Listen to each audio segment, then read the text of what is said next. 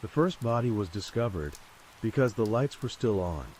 Every window in the house glowed against the rain, bright and wrong at 2 in the morning, the kind of detail that pulled attention without announcing why. The neighbors noticed it only after the police cars arrived, blue and red washing over manicured lawns and mailbox flags, turning a quiet cul-de-sac into a place that would never feel ordinary again. The body was in the garage. Evan Holt lay on his back beneath the open hood of his sedan, arms extended upward as if frozen mid-repair. His chest was caved inward, ribs collapsed unevenly, the damage consistent with repeated blows delivered from above. Blood streaked the concrete in long arcs, dragged by movement rather than sprayed. A hydraulic jack lay tipped over nearby, its metal handle bent slightly near the grip. This had not been an accident. The garage door was open. The house itself was immaculate. Shoes aligned by the entryway, counters wiped clean. A television paused mid-program, remote placed carefully on the coffee table. Nothing appeared disturbed until the basement door. It was locked from the outside. Detective Miles Kerr arrived while the rain was still falling steadily, soaking into the concrete and flattening the evidence at the edges. He stood in the garage for a long moment before moving, reading the violence the way he had learned to read storms. The pattern was intimate, controlled, and prolonged. Holt had been alive for much of it. The angle of the blows suggested someone who stood close, adjusted position, and continued. Kerr followed the trail down. The basement steps were clean until the last 3. There, faint smears marked where something heavy had been dragged upward and then stopped. At the bottom of the stairs, the basement opened into a workshop. It was orderly in the way obsessions often were. Tools hung in precise rows. Labels were printed, not handwritten. The workbench was scrubbed to a dull shine. On the wall above it, a calendar displayed the month with several dates circled in thick red ink. Each circled date had a name written beside it. Some were crossed out. Evan Holt's name was circled and crossed through. The freezer in the corner hummed quietly. Kerr did not open it yet. He already understood the shape of what he was standing inside. The basement was not a dumping ground. It was a preparation space. The lock on the door told him this place was meant to keep people in, not out. Upstairs, Holt's phone lay on the kitchen counter. Powered on, the screen cracked but functional. The last photo taken showed a man Kerr did not recognize standing in the basement workshop, smiling broadly, eyes wide, face flushed with exertion. The photo was taken at close range, angled upward, as if the photographer had been kneeling. The timestamp was 11 minutes before Holt's estimated time of death. Kerr felt the case settle into something heavier than procedure. This was not rage or panic or escalation. This was ritual. The medical examiner confirmed what the scene already suggested. Holt's injuries occurred over a span of time. Early trauma to the legs impaired movement. Later trauma to the chest and shoulders forced compliance. The fatal blows came only after exhaustion set in. There were no defensive wounds beyond the first minutes. After that, Holt's body had stopped responding. Neighbors described Holt as quiet, methodical, polite. He worked in quality assurance for a manufacturing firm. He fixed his own car. He waved when spoken to and retreated quickly afterward. No arguments, no disputes, no history of violence. The man in the photograph was identified within hours. His name was Caleb Rowan. Rowan lived 3 streets over, in a rented split-level house with a detached garage and no close friends. He had been reported for noise complaints before, mostly late-night mechanical sounds, the whine of tools used too long after midnight. He worked nights as a sanitation technician, cleaning industrial facilities after hours. His record showed trespassing charges and a single assault that never went to trial. When officers arrived at Rowan's house, the door was unlocked. Inside, the walls were bare. Furniture was sparse and positioned carefully away from corners, as if to allow movement. In the detached garage, officers found another workshop, larger and less refined than Holt's. The floor was stained despite repeated scrubbing. A digital camera sat on a tripod facing a marked section of concrete. The camera's memory card was full. Kerr watched the footage alone later that morning. He did not need sound to understand what he was seeing. The videos showed men bound, positioned, and struck methodically. There was no frenzy, no hesitation. The camera never moved once recording began. In the final video, Holt looked directly into the lens, breathing hard, eyes unfocused. Behind the camera, someone adjusted the frame, steadying it with care. Caleb Rowan stepped briefly into view to check the angle. He was smiling. The footage ended seconds later, not with violence, but with the calm click of a hand reaching forward to stop the recording. Kerr closed the file and leaned back in his chair as the rain finally tapered off outside. This was not a killer driven by grievance or revenge or desperation. This was a man who needed witnesses, even if only through glass and memory. And the calendar on Holt's wall suggested he was not finished yet. Caleb Rowan did not flee. That fact unsettled Detective Miles Kerr more than any of the footage. Rowan's house showed no signs of hurried departure. The bed was made, the sink was dry, work boots sat by the door, laces loosened evenly, toes aligned. In the refrigerator, food was portioned and labeled by day. A calendar on the kitchen wall mirrored the one in Evan Holt's basement. Same thick red circles, same neat block lettering. Different names. Some were crossed out. Kerr studied the dates.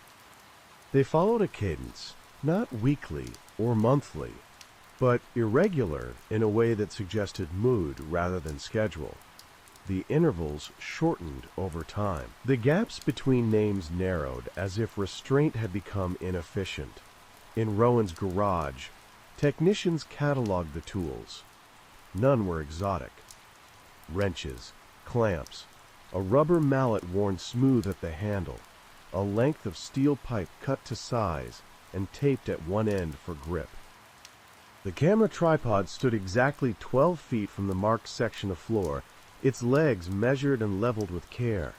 Chalk lines showed where subjects were placed, foot positions, knees, head angle. This was choreography. The videos revealed more than violence. They revealed rehearsal. In several clips, Rowan adjusted lighting before bringing anyone into frame. He checked focus. He stepped back and looked at the space as if assessing a stage. When the subjects struggled, he did not react. He waited until they exhausted themselves. When they went still too early, he revived them briefly. Not with kindness, but with necessity. Kerr forced himself to watch the footage all the way through. He noted how Rowan spoke, though the sound was faint and often drowned by breathing and impact. The tone was conversational, almost instructional. He explained what was happening as it happened, not to calm, but to fix memory. He wanted his subjects to know where they were in the process. The list of victims grew as the review continued. Some faces were identified quickly, pulled from missing persons reports that had been filed months apart and never connected. Others were harder to place. Men who lived alone. Men who moved often. Men whose absence did not create immediate noise. Rowan chose carefully. He selected people who could be isolated without explanation, then erased without urgency. There was no financial motive, no sexual component visible in the footage. The violence was not symbolic in the way ritual killings often were. It was operational. Rowan did not collect trophies beyond recordings. He did not revisit scenes. He did not insert himself into investigations. He worked, then reset. The question that formed slowly in Kerr's mind was not why Rowan killed, but why he stopped between kills. What held him back long enough for gaps to exist at all? The answer came from Holt's phone. Messages recovered from the device showed a brief exchange between Holt and Rowan 2 days before the murder. They did not know each other well. Holt had responded to a post on a local forum about basement ventilation, offering advice. Rowan thanked him and asked to see Holt's setup in person. Holt agreed. There was nothing unusual in the tone. No alarm, just practical discussion between two men who liked order. Kerr realized then that Holt's basement was not incidental. It was aspirational. Rowan had seen something there that he wanted. The lock. The cleanliness. The control of space. Holt had unknowingly built a better room for what Rowan already did. Holt had not been chosen because he was weak. He had been chosen because he was precise. The calendar in Holt's basement had not been made by Holt. The ink matched Rowan's. The handwriting was identical. Rowan had marked the space as his own before the killing, before the first blow landed. Officers expanded the search radius quietly, checking storage units, short-term rentals, and closed commercial spaces Rowan could have accessed through his night job. They found 2 more rooms, both cleaned, both staged, both empty except for chalk marks and faint blood in drains. Rowan was building redundancy. By the end of the second day, Kerr felt the investigation pulling against time. The crossed-out names meant completed acts. The uncrossed ones meant intent. The narrowing gaps meant acceleration. Rowan had not run because he did not need to. He had prepared places where waiting felt productive. Somewhere nearby, another room was already ready. The break came from a place no one wanted to look too closely at. Caleb Rowan's job put him inside buildings after everyone else had left. Factories, office parks, medical complexes, closed schools. Places that trusted invisibility to do the work of security. Detective Miles Kerr requested Rowan's work logs, expecting little more than confirmation of access. What he found instead was rhythm. Rowan favored older buildings with basements that had been renovated just enough to function and forgotten just enough to be ignored. His routes lingered near properties scheduled for demolition or long-term vacancy. He returned to some locations repeatedly, even when his assignment did not require it. He clocked out on time, but his truck often stayed parked nearby for another hour, waiting, not working. Kerr overlaid the work logs with the calendar dates. The alignment was exact enough to be chilling. On days names were circled, Rowan had been assigned to facilities within a 3-mile radius of the listed address. On days names were crossed out, he had been off shift by the time police were called. He was not hiding, he was sequencing. The uncrossed names narrowed the search. 3 remained. All lived alone. All had posted recently on forums or community boards about home repairs, ventilation, or workshop setup. All had basements. Kerr assembled a quiet detail. No press. No sirens. They knocked doors under the pretense of safety inspections and utility checks, careful not to create a pattern Rowan could feel before he saw it. At the first address, the man answered the door confused but unharmed. His basement was unfinished, cluttered, unusable. Kerr crossed the name off the board himself. At the second, no one answered. Inside, officers found a basement too clean for its age. Fresh paint. A new lock on the interior door. Chalk residue near a floor drain. Hastily scrubbed, but still visible under the right light. Rowan had been there. The third address was a duplex near the edge of town. The tenant was a middle-aged man who worked from home, friendly to a fault, eager to talk about airflow and moisture control. Kerr listened with half an ear while watching the man's eyes drift repeatedly toward the hallway. When asked about the basement, the man hesitated, then said he did not use it much. Kerr asked if they could take a look anyway. The man agreed too quickly. The basement was unfinished, but prepared. Hooks mounted into joists. A portable work light positioned precisely. The air smelled faintly of bleach and something metallic beneath it. There were no chalk lines yet. Rowan was not done setting the stage. Kerr pulled his team back and widened the net. Traffic cameras were checked for Rowan's sanitation truck. It appeared twice that night, idling near the duplex, engine running, lights off. It did not approach the house. It did not leave the area. Rowan was nearby. At dawn, a patrol officer spotted the truck parked behind a closed recreation center less than a mile away. The engine was warm. The cab was empty. The back doors were locked. Kerr arrived as the sun crested low and pale over the buildings. He stood behind the truck and felt the familiar tightening in his chest, the sense that whatever waited on the other side of those doors had been arranged carefully, not for escape, but for continuation. Inside the cargo area, the space had been cleared of equipment. The floor was scrubbed clean, then marked with faint tape outlines that suggested position rather than restraint.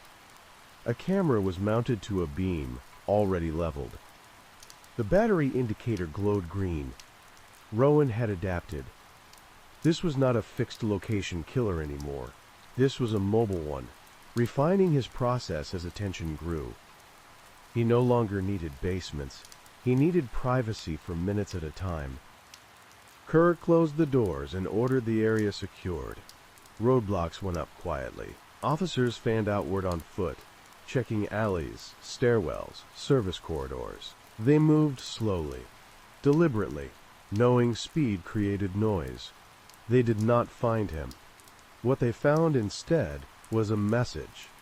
On the workbench in Holt's basement, beneath the calendar, someone had placed a new photograph overnight. It showed the duplex basement, empty, well lit, perfectly framed. On the back, in Rowan's neat block lettering, a single sentence had been written. Almost. Kerr stared at the photo until the meaning settled in fully. Rowan had been watching the response. He had learned what proximity felt like. He had adjusted accordingly. The calendar no longer mattered. The rooms did. And somewhere nearby, Caleb Rowan was already building the next one, patient and smiling, with no intention of stopping simply because someone was finally looking. Caleb Rowan was found where he had always been most comfortable, not running, not hiding, working. The call came just after midnight from a facility supervisor at an aging medical complex, scheduled for partial demolition. A night cleaner reported lights on in a sub-basement that had been sealed for months. The cleaner did not investigate. He recognized the wrongness of light in a place designed to be forgotten. Detective Miles Kerr arrived with a small team and no sirens. The sub-basement smelled of disinfectant layered over something metallic. Temporary lighting had been installed in clean lines. Extension cords were taped down. A camera set mounted at shoulder height, already focused on an empty square of concrete. Rowan was adjusting the frame. He did not react when officers entered the space. He finished aligning the tripod, stepped back to check symmetry, then turned as if acknowledging an expected audience. His hands were clean. His clothes were clean. His expression was focused, mildly pleased. The arrest was unremarkable. Rowan offered no resistance. He allowed the cuffs to be placed without comment, then glanced once more at the camera, as if committing the image to memory. Kerr noticed that Rowan's breathing slowed once his hands were secured. Containment, not capture, appeared to relax him. The search that followed filled in what had been missing. Rowan had maintained a rotating set of prepared spaces across the city, none permanent, all precise. He used his access to test acoustics, sightlines, and exit timing. He selected victims who responded to practical requests, people who valued order and believed courtesy signaled safety. He documented everything, not to revisit later, but to confirm completion. The recordings were proof that the process worked. Psychological evaluation came back quickly and without ambiguity. Rowan did not experience remorse or compulsion in the way the word was commonly used. He experienced calibration.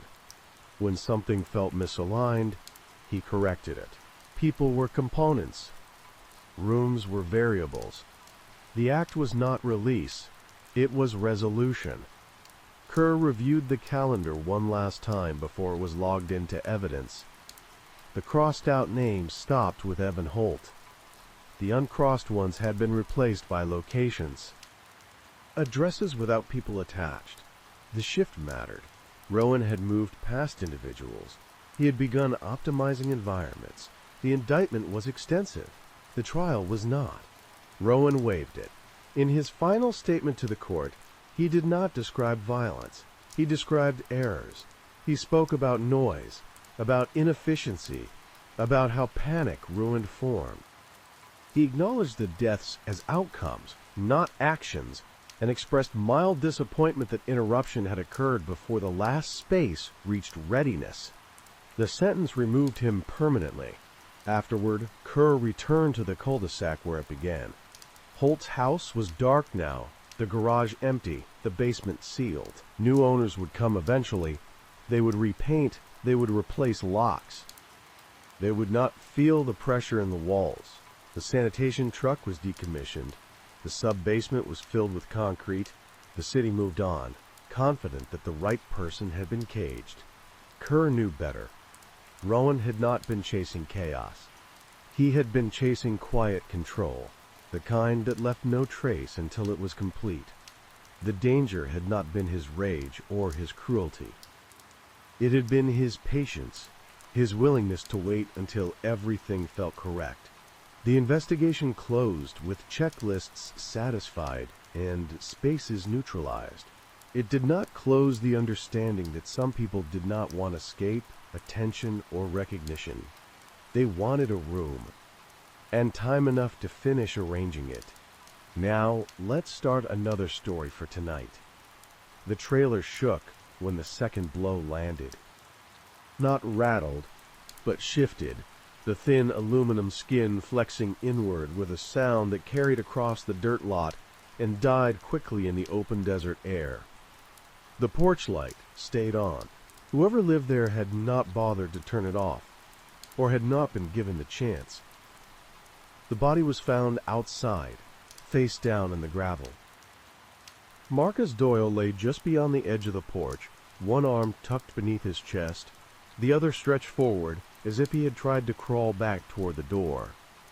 His head was split along the crown, the wound deep and irregular, opened by something heavy and blunt. Blood soaked the gravel beneath him, dark and clotted where it had pooled, thinner where it had been dragged. A cinder block lay a few feet away, chipped at one corner, its surface slick. This had not been quick.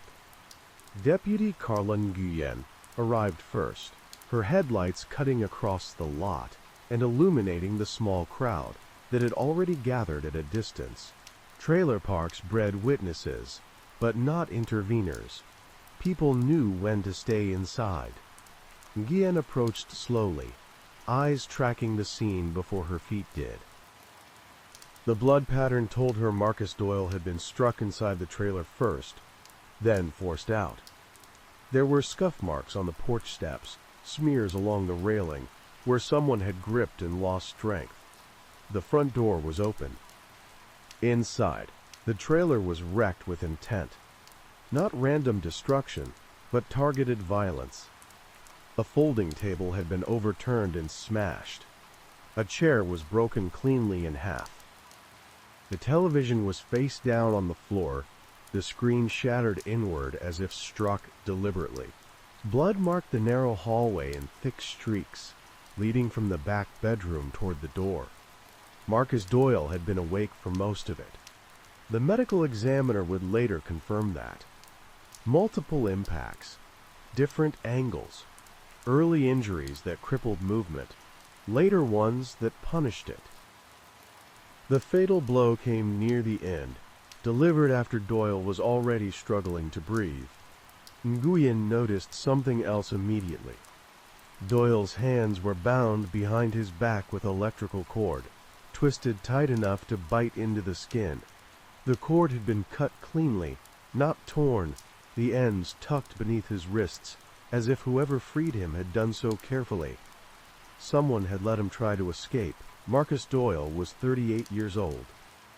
He had lived in the trailer for less than 6 months, paid rent in cash, kept irregular hours.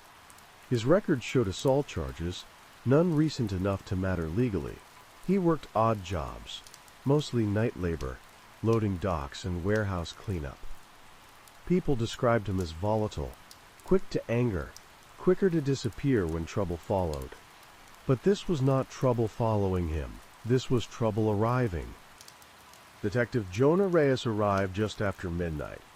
He stood in the doorway of the trailer and took in the violence without expression, letting the scene settle into sequence. The bindings told him control came first. The destruction told him someone wanted Doyle disoriented, stripped of comfort and leverage. The decision to cut the cord told him the end was meant to be experienced upright, conscious, and aware. Reyes walked the perimeter of the lot. Tire tracks led in and out cleanly. One vehicle, likely a pickup, parked close enough to the porch to block the view from the road. No skid marks, no rush. A neighbor finally spoke when prompted. She heard voices earlier, raised but not shouting. One voice was Doyle's. The other was unfamiliar, calm, low, steady. The argument moved from inside to outside. Then came the impacts. The sound of something heavy striking something softer. Over and over again, Reyes returned to the body and crouched near Doyle's head. The cinder block was not symbolic. It was practical. It fit the damage perfectly. The choice of it suggested someone who wanted weight without complexity. This was not a fight. It was a reckoning staged to feel unavoidable. Inside the back bedroom, Reyes found the detail that changed the case. Tucked beneath the mattress was a small stack of photographs, bent and worn. They showed a young man in a boxing gym, hands wrapped, face bruised but smiling. In one photo, the smile was gone, replaced by swelling so severe one eye was nearly shut. On the back of that photo, a date was written. 7 years earlier. Reyes felt the shape of the night settle into place. Marcus Doyle had not been chosen at random. He had been located, confronted, and dismantled with purpose. The violence was excessive because it was specific. It was meant to mirror something already done. As the desert wind moved through the lot and the crowd thinned back into their trailers, Reyes understood that this case would not unfold forward in time. It would unfold backward, toward an injury that never healed and a moment that never stopped asking for balance. Marcus Doyle had lived long enough to believe it would never come. Tonight, someone had proven him wrong. Detective Jonah Reyes did not start with Marcus Doyle's death. He started with the photographs. They were cheap prints, the kind developed at drugstores or ordered online in batches. The corners were rounded from being handled too often. Someone had carried them for years, taken them out, put them away, returned to them again. The final photo, the one dated 7 years earlier, showed a face swollen almost beyond recognition. The bruising followed a familiar pattern. Orbital fracture, split lip, jaw misalignment. This was not a sparring injury. This was a beating. Reyes tracked the gym through signage barely visible in the background of the images. It had been a small boxing club on the edge of town, operating out of a converted warehouse. It closed 5 years ago after repeated code violations and a civil lawsuit that drained what little money it had. The lawsuit named Marcus Doyle. Doyle had been a trainer there, unofficially, not licensed, not supervised. He ran late-night sessions for cash, pushing young fighters past safety under the guise of toughness. The lawsuit alleged assault, negligence, and permanent injury.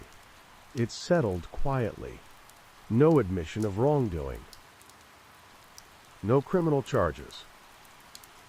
The injured fighter's name was Aaron Pike, 22 at the time, promising amateur record, known for endurance rather than power. The medical reports attached to the civil case were brutal. Multiple facial fractures, brain swelling, damage to the optic nerve. Pike never fought again. He never worked the same kind of job again either. He returned to live with his father in a nearby county and disappeared from public view. Reyes drove there that afternoon. The Pike house was small, set back from the road, its yard overgrown, but maintained just enough to avoid notice. Aaron Pike answered the door himself. He moved slowly, carefully, his balance measured as if each step required checking. One side of his face still sat slightly lower than the other, the legacy of injuries that never healed correctly. Pike did not pretend surprise when Reyes asked about Marcus Doyle. He did not deny knowing him. He did not deny going to the trailer park. What he denied was intent to kill. Pike described the confrontation as something he had rehearsed in his head for years but never believed would actually happen. He wanted Doyle to acknowledge what he had done. He wanted him to see the damage. He brought the photos because words had failed him before. The electrical cord, Pike said, was meant to stop Doyle from attacking him first. Doyle had a reputation for violence. Pike did not trust the situation to stay verbal. The argument escalated anyway. Doyle mocked him, laughed at the limp, called the injuries weakness. Pike said something in him collapsed then, not outwardly, but inward, like a structure giving way all at once. He struck Doyle with the block, because it was there, because his hands shook too much to aim anything smaller. He kept hitting, because stopping felt like surrender. When Doyle stopped moving, Pike said, he panicked. He cut the cord because seeing Doyle bound felt wrong after everything else. He wanted Doyle to stand. He wanted him to understand what was happening as it ended. Reyes listened without interrupting. Pike's account matched the scene with unsettling accuracy. The sequence. The choice to let Doyle try to escape. The decision to finish it outside, in open space. What Pike did not express was relief. He described the night as something that had burned itself out, leaving nothing behind but exhaustion. Forensics tied Pike to the scene easily. His DNA was on the cord. His fingerprints were on the cinder block. Doyle's blood was embedded in the knees of Pike's jeans, ground in by repeated kneeling during the struggle. Pike was arrested without resistance. As Reyes drove back toward the trailer park, the sun low and harsh over the desert, he felt the familiar weight settle in. This was not a case of escalation or misunderstanding. It was a collision between past violence and delayed consequence. Marcus Doyle had walked away from what he did, believing time would dilute it. Aaron Pike had carried it intact.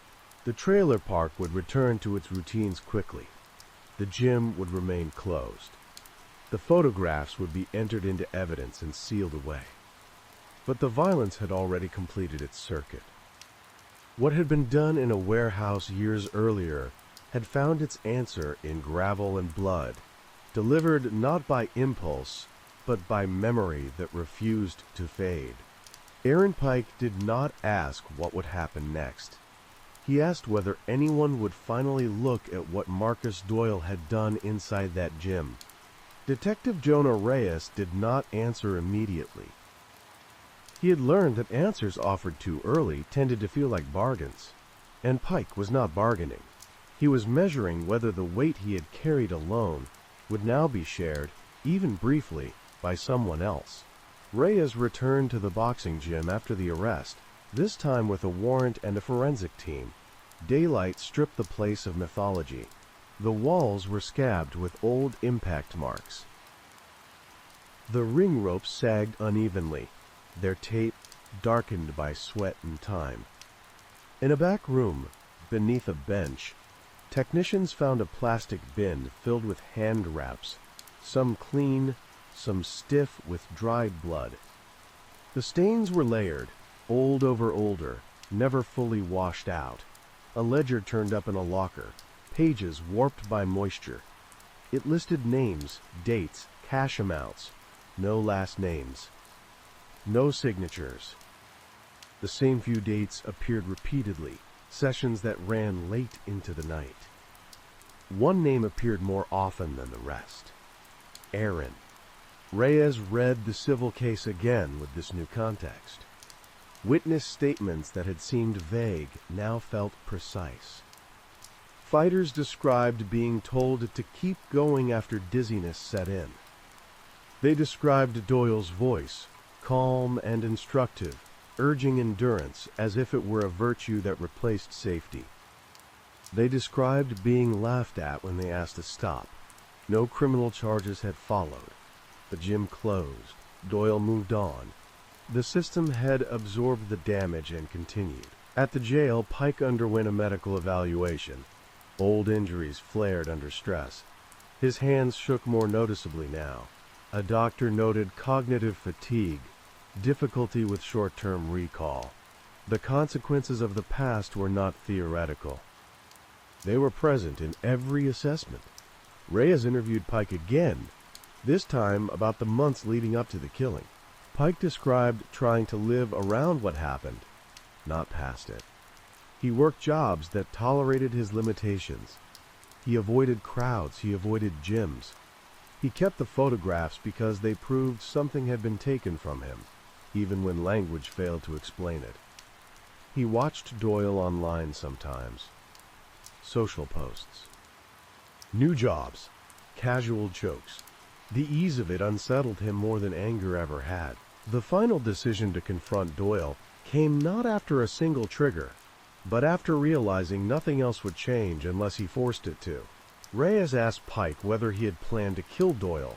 Pike said no, then paused, then said he had planned not to stop if Doyle refused to listen. That distinction mattered to Pike. It mattered less to the law. The prosecutor reviewed the case with an eye toward inevitability. The evidence was overwhelming.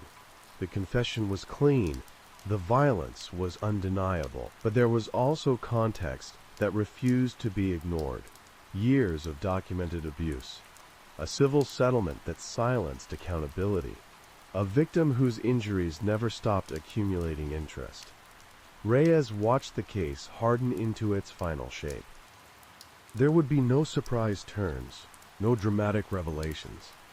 The story would move forward on rails, laid long before the trailer shook from the second blow. As evening settled over the desert, Reyes drove past the trailer park again. The porch light was off now. The gravel had been raked and washed. Children rode bikes between trailers as if nothing permanent had happened there. Marcus Doyle's trailer would be rented again. The gym would remain empty. Aaron Pike sat in a cell, his body aching in familiar ways, his mind quieter than it had been in years. The violence had not healed him, but it had ended the argument he had been having with the past. And that, Reyes understood, was why it had been so thorough. Aaron Pike entered his plea without ceremony. He stood before the judge with his hands folded at his waist, posture careful, as if balance still required thought. He did not look toward the gallery. He did not look at the prosecutor.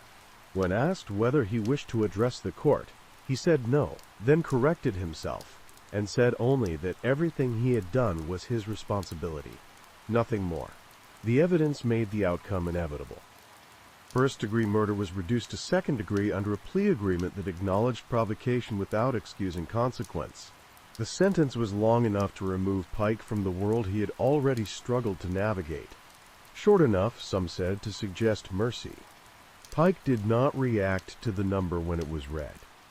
Detective Jonah Reyes watched from the back of the courtroom. He felt no satisfaction, only closure of a procedural kind. The law had done what it could with what it was given. It could not rewind time. It could not restore the years Pike lost to dizziness, pain, and limitation. It could only place an ending where one had already been forced. After sentencing, Reyes returned to the boxing gym one last time. The building was being demolished that week, its contents already cleared out.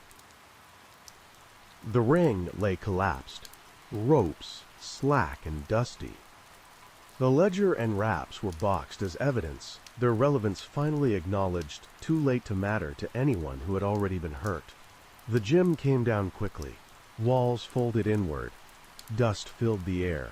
Nothing about the structure suggested what it had once been. Marcus Doyle's name appeared briefly in local coverage, attached to his death and little else. His past actions were mentioned in a single paragraph, framed carefully, neutrally.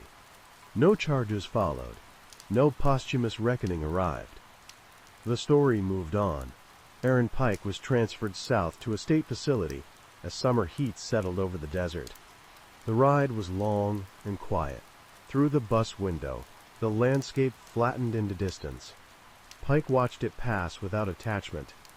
He did not look like a man relieved. He looked like a man whose waiting had ended. Reyes filed the final report weeks later. It was factual, restrained, and complete. Marcus Doyle assaulted a young fighter. The system failed to intervene. Years later, that failure returned as violence. One man was dead. One man was imprisoned. Nothing about it balanced cleanly. On his drive home that night, Reyes passed the trailer park again. A new tenant had moved into Doyle's old unit. The porch light glowed warm.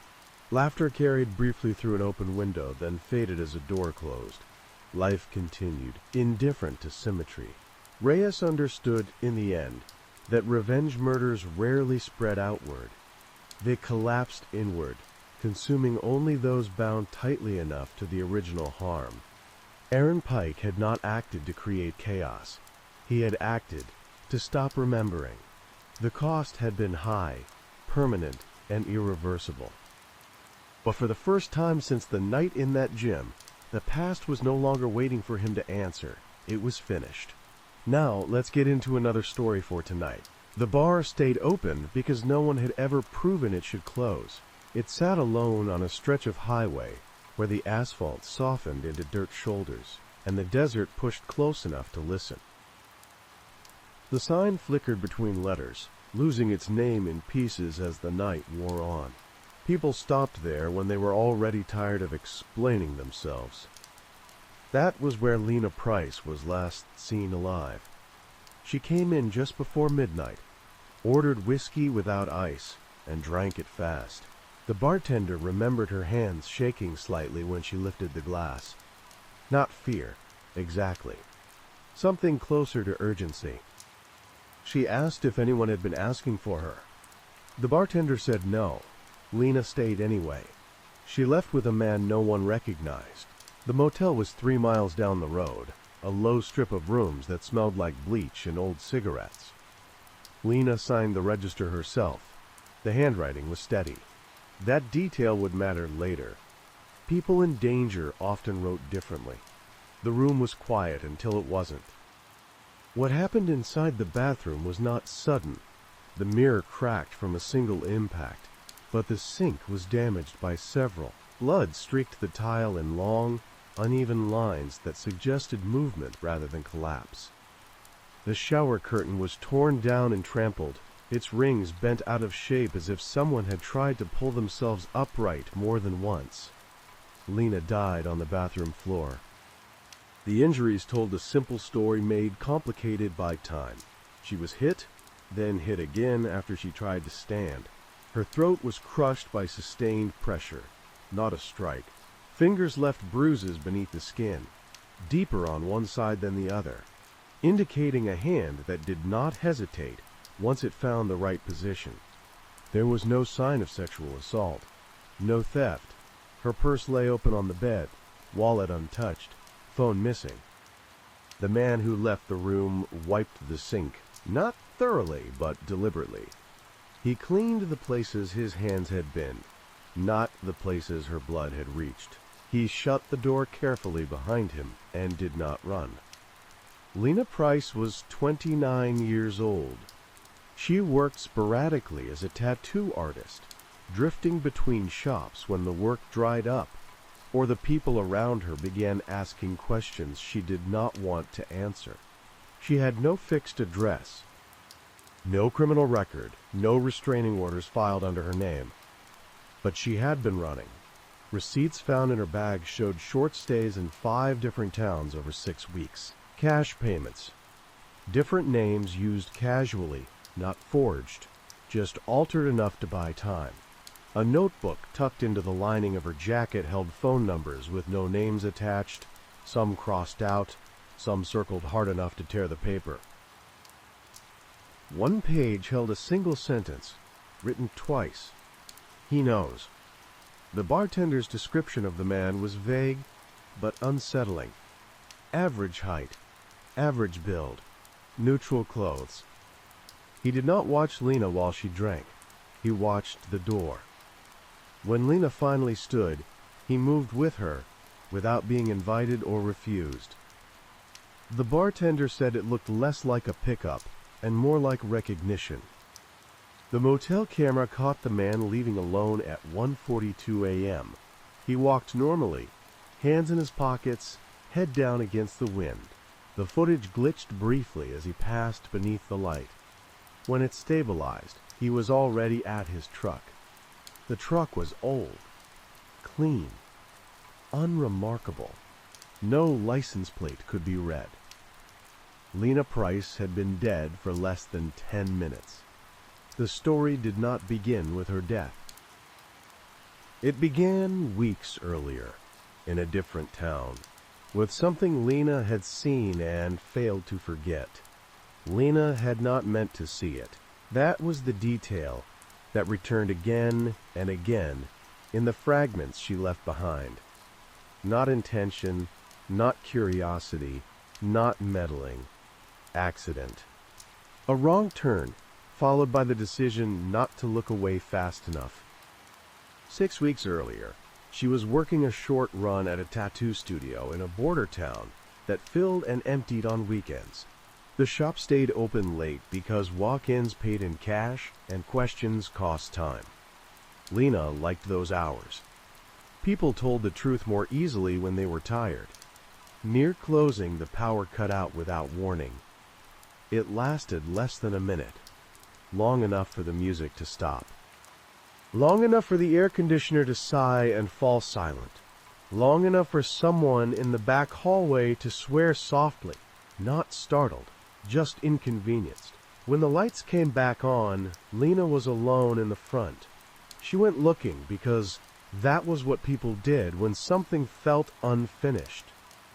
The hallway led to a storage room the shop rarely used, a space borrowed from the building next door and sealed off with a door that should have been locked. It was open instead, angled just enough to suggest recent use. Inside, the room was too clean. Not empty clean, but prepared. The concrete floor had been washed recently, leaving pale streaks where water dried unevenly. A folding table stood against one wall with nothing on it except a roll of plastic sheeting and a small handheld recorder, powered on, its red light steady. The sound came from behind her. She turned and saw a man standing in the doorway she had just come through, blocking it without effort. He did not raise his hands. He did not rush. He watched her face carefully, as if waiting for a particular expression to appear. He apologized. Not for frightening her, for the inconvenience. He said she was not supposed to be there yet. That word stayed with her. Yet. She backed up slowly, hands visible, already calculating how much distance the room offered, and how quickly it could disappear. The man did not follow. He stepped aside instead, giving her a clear path out. That was the mistake that convinced her the danger was real. People who meant no harm did not plan exits. She left without running. She finished her shift. She told no one. That night she packed her things and took a bus out before morning. She did not know what she had seen exactly, only that it did not want witnesses and had expected privacy. The recorder haunted her. In the weeks that followed, Lena changed names the way other people changed shirts. She stayed just long enough in each place to make money and disappear again. She avoided tattooing anything permanent, favoring flash designs that required less conversation. She slept lightly and woke often. She began to notice the truck. At first, it appeared only once, parked across the street or idling at a light. Old, clean, always the same dull color that refused to stand out. She told herself it was coincidence, until coincidence began to arrive on a schedule. She wrote the sentence in her notebook the first night she saw it twice in the same town. He knows. At the roadside bar, she drank fast because she was tired of carrying the weight alone. She asked if anyone had been asking for her because she needed the answer to be no, even if it was only for an hour. When the man walked in and took the seat beside her without looking at her face, she understood the waiting was over. He did not threaten her. He did not accuse her. He spoke about logistics, about how difficult it was to keep things quiet when people wandered. He told her she had done nothing wrong yet. He asked her to come talk somewhere private. She went because refusing would have made the end louder. In the motel room, he asked her what she remembered. She answered carefully, truthfully, believing that accuracy might save her. She described the room, the table, the plastic, the recorder. She did not describe fear. She did not need to. The man listened with interest that never turned into concern. When she finished, he nodded once and said that was enough. What followed was not rage, it was correction. The pressure on her throat came after she tried to stand. The hands were practiced, thumbs finding purchase beneath her jaw, fingers settling where resistance weakened fastest. He watched her eyes while he did it, not for pleasure, but for confirmation. When it was over, he cleaned only what he had touched. He took her phone because memory traveled faster than paper. He left the room the way he entered the bar, without hurry, without display. The recorder in the storage room was never recovered.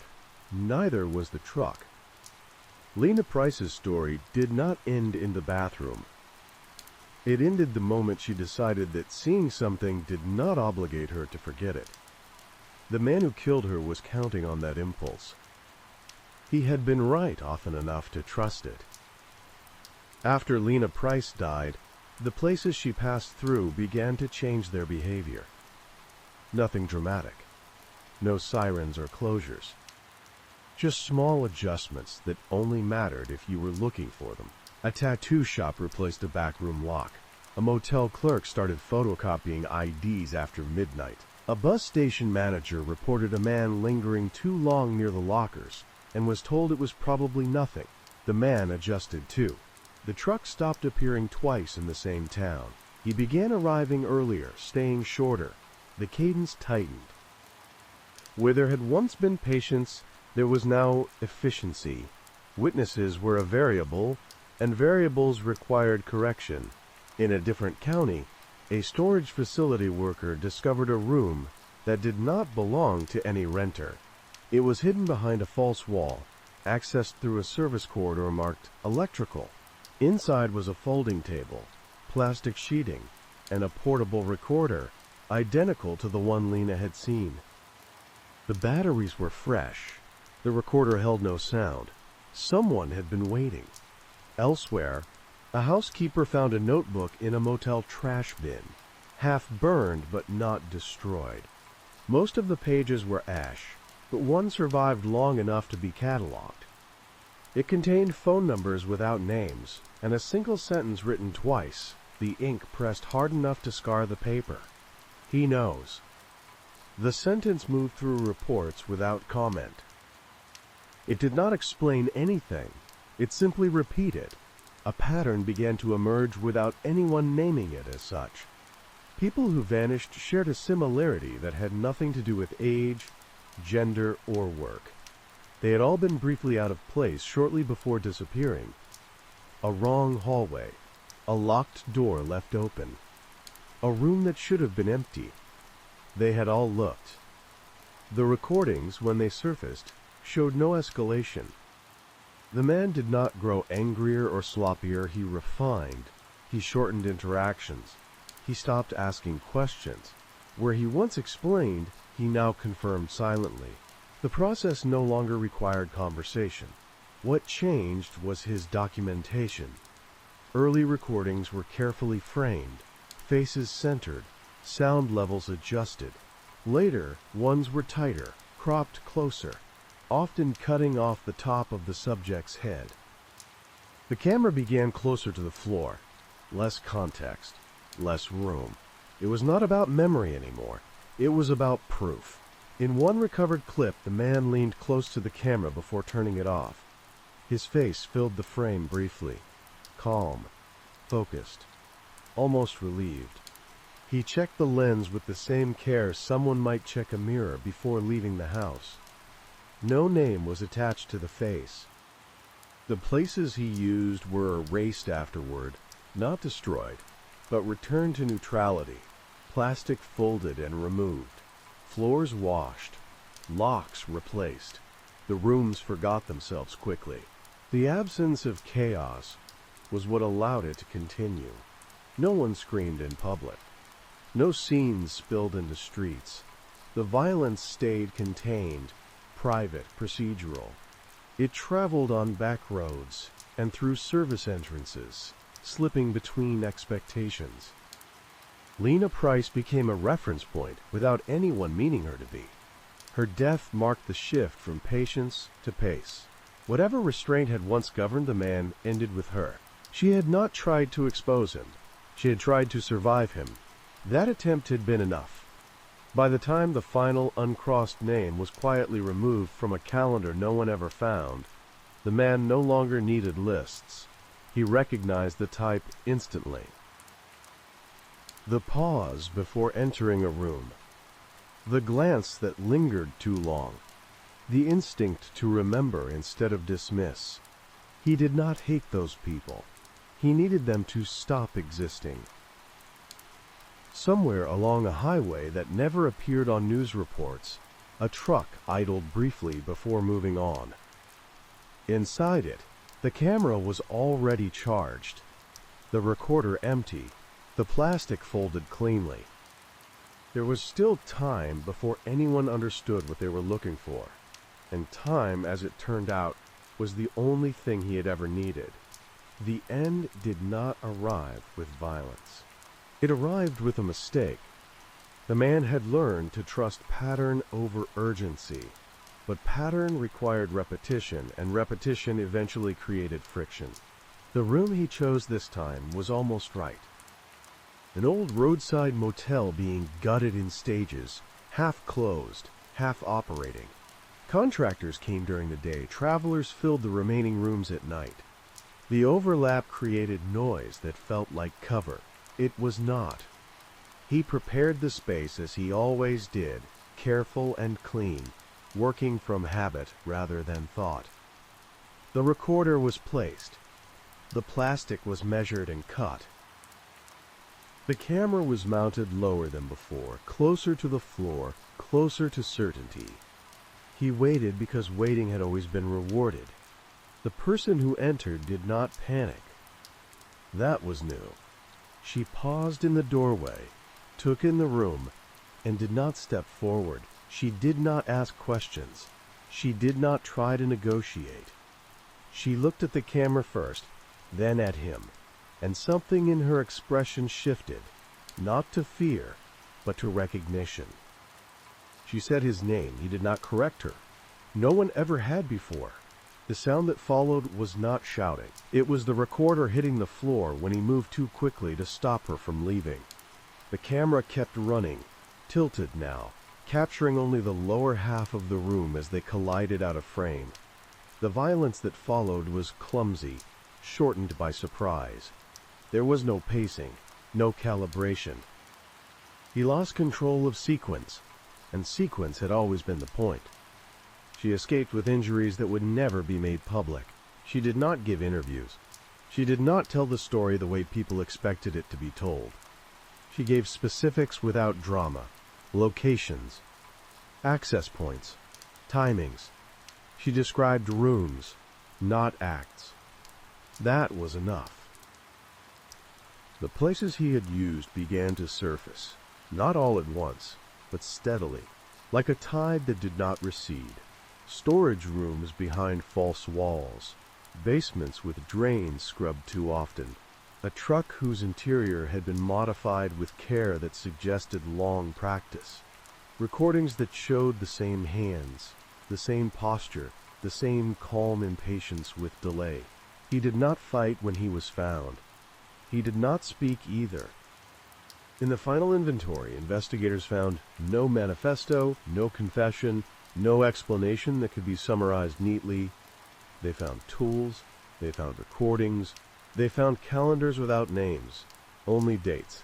Some crossed out, others left blank, as if waiting for meaning to arrive later. Lena Price appeared only once in the material, not as a subject, but as a note, a deviation. The rooms were dismantled. The truck was stripped and crushed. The recorder models were pulled from shelves quietly. No announcement was made. There was no moment of communal release. People who had been briefly out of place continued living without knowing how close they had been to becoming an entry rather than a memory. The roadside bar stayed open. The motel changed hands. The storage room behind the tattoo shop was locked properly this time. And somewhere, in a box that would not be opened again, a burned notebook page sat among evidence, the sentence still faintly visible where the fire had not finished its work. He knows. In the end, it was not exposure that stopped him. It was interruption. A single moment where habit failed, sequence broke, and someone refused to move the way he expected. For a man who built his life on control of space and time, that refusal was catastrophic.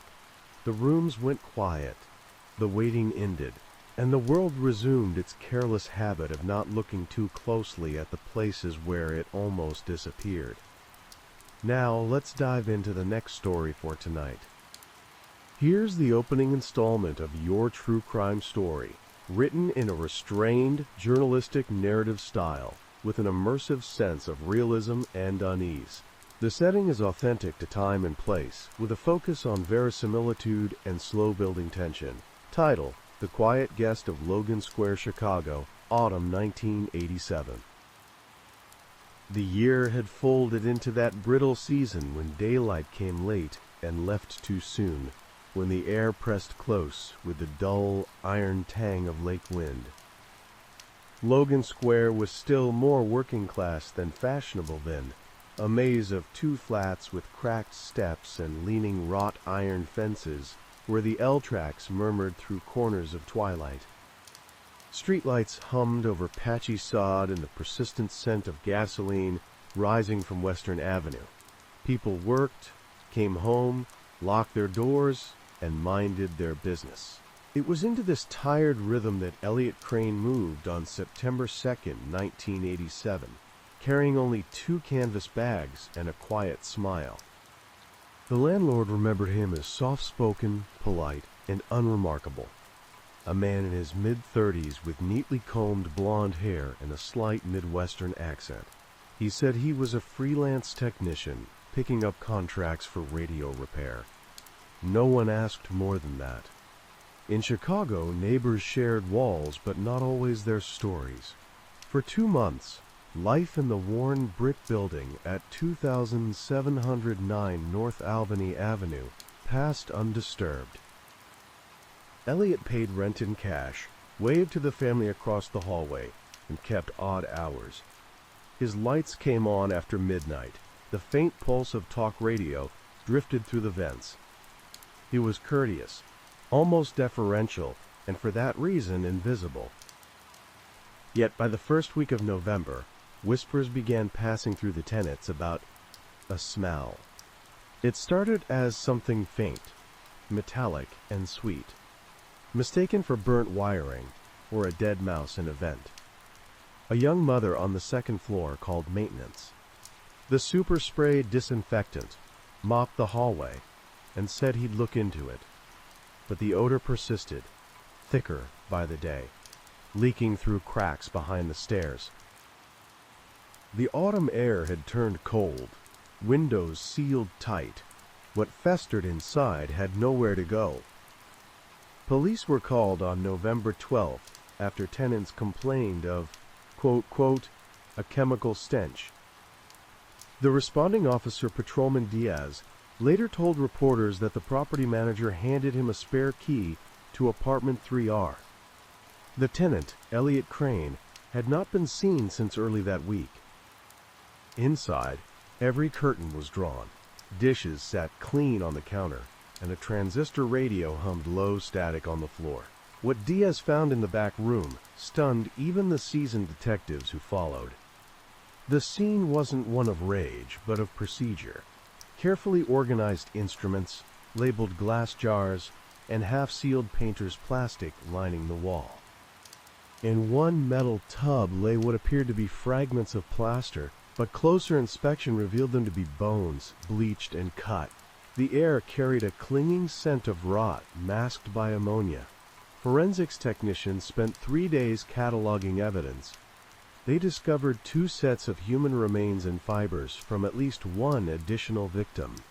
No identification was possible on site. The heat and chemicals had done their work. Fingerprints lifted from jars and tools all traced to the same person, Elliot Crane, yet there were none from the victims, as if their existence had been carefully erased. Reporters gathered outside the building before dawn on the 14th, their camera lenses fogging in the early chill. The Tribune ran its headline the next morning, "Mystery Tenant Linked to Possible Murders in Logan Square." The case carried echoes of another horror that still lurked in the city's memory. A decade earlier, the discovery of John Wayne Gacy's victims outside Des Plaines had left Chicago with deep scars of unease. Now, here was another quiet man with a disarming smile and unknowable nights. Detectives with the Violent Crimes Unit began digging into Elliot's background. There was little to find. His Social Security number was real, but recently reissued. His driver's license came from Minnesota, listing an address that had burned down months before. There were no credit records prior to 1986, no next of kin, no known employer who remembered him. He existed neatly on paper, but nowhere in lived memory. Neighbors offered fragments of routine. They remembered the rhythmic tapping that came from his apartment at late hours, as though someone carefully filing metal. They told of the small parcels he received marked lab equipment. A few recalled catching sight of him loading heavy trash bags into the alley dumpster. Always late at night, always alone.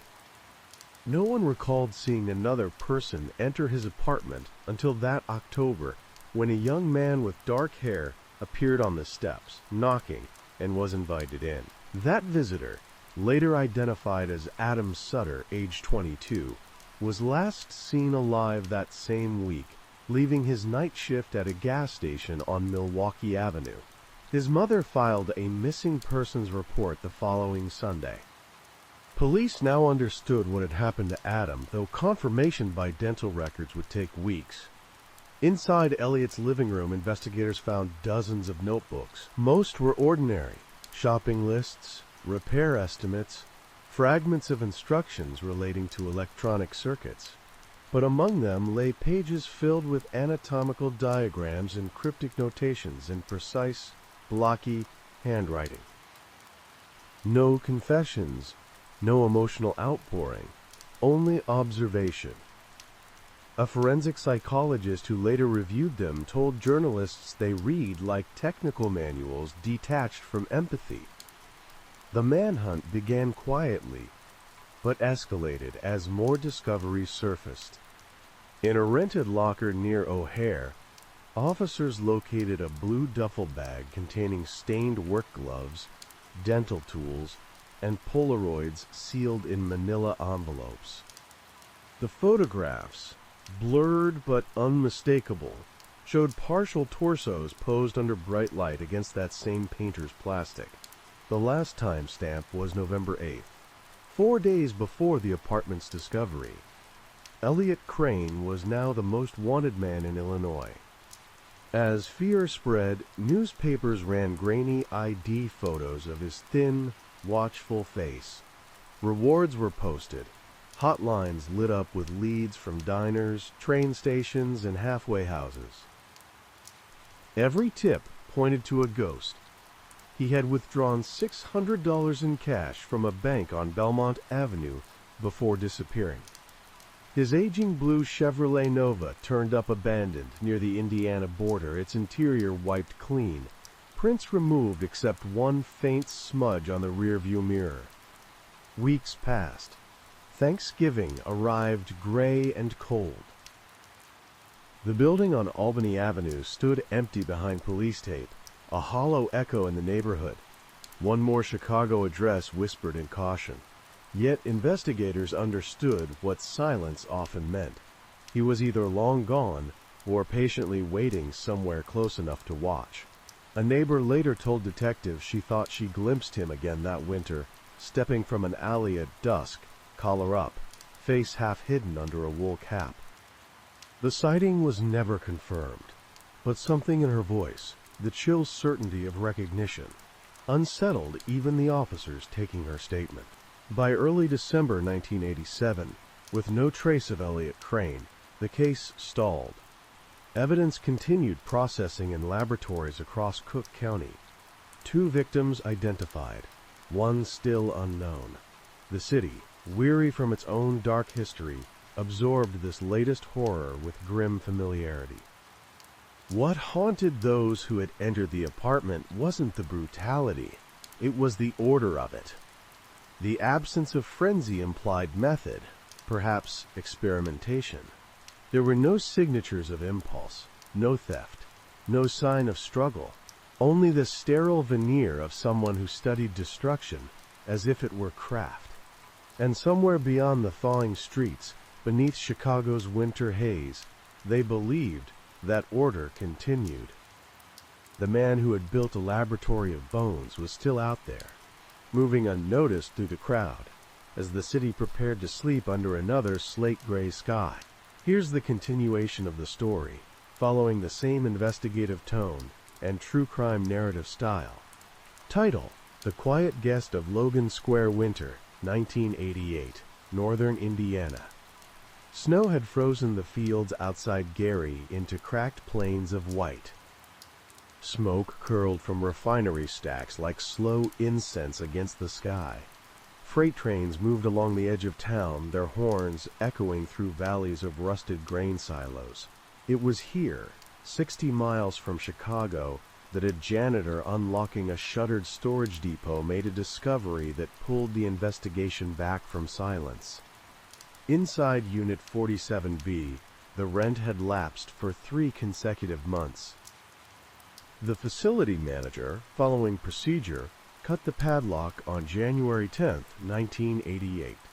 A thin blade of light spilled across stacked plastic bins and rows of makeshift shelves. The first bin, when lifted, contained coiled wire and lengths of clear tubing labeled in neat black script. The second held camera equipment. The third contained a single wooden box, and inside it were dozens of Polaroids, faces of men caught in clinical light. Some smiled faintly, others looked drowsy, unfocused. Each photo bore a number on the border, but no names. The local police notified Chicago immediately. Detectives from the Violent Crimes Unit arrived before dawn, carefully unloading thousands of items. The cataloging took days. Amid the equipment, investigators uncovered blood-stained drop cloths and receipts from a pharmacy in Hammond, dated late November, proof that Elliot Crane had crossed state lines after abandoning his car. The signature on the receipts matched his handwriting. FBI jurisdiction opened next. By February, a multi-state task force existed, headquartered in downtown Chicago, its narrow office dimly lit by buzzing fluorescent panels and the steam of uneaten coffee. Every agent knew the file. Crane, Elliot, a.k.a. John Moore, a.k.a. Alan Hark.